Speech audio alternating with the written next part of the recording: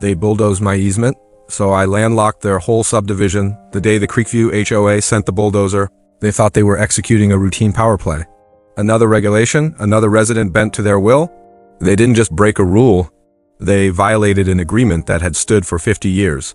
But their arrogance blinded them to the one simple, unshakable truth. The only way in or out of their exclusive Riverview Estates subdivision ran right across my dirt. That dusty stretch wasn't just a road.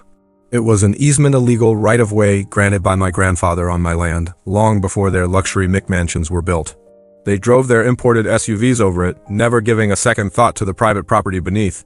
They issued violation notices for my mailbox, lectured me on lawn height, but they never owned the single most critical asset, the strip of land that was their lifeline.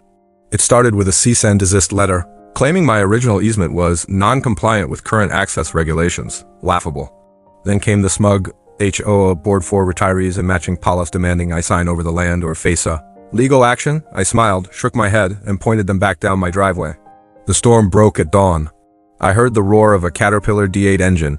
No warning, no court order, just the belief that their $500 monthly dues made them sovereign. I watched from my porch as their crew tore up the gravel road, replacing my sturdy, well-maintained access point with a cheap, narrow, concrete strip they called compliant. The sound of the bulldozer ripping apart my property echoed like a declaration of war. As their crew packed up, cheering their victory, I took action. The very moment they were gone, two massive, custom-fabricated steel gates swung shut across the new concrete strip, locking with two heavy-duty chains. Click, clack, the only access to Riverview Estates was gone. Within the hour, chaos erupted. The bus couldn't get in. Amazon delivery vans were backed up onto the highway. Nurses and teachers couldn't get to work. Their insulated, perfect world began to choke. The OA president, a man named Bob with a face the color of a stop sign, appeared at my gates, screaming about trespassing and malicious obstruction. I didn't say a word. I simply held up the original, notarized property deed and the easement agreement, unassailable, ironclad. Their lawyers came next, threatening injunctions. The local sheriff's deputy arrived, but his hands were tied. Every legal threat shattered against one immovable fact. I owned the land, and without my permission, they were landlocked.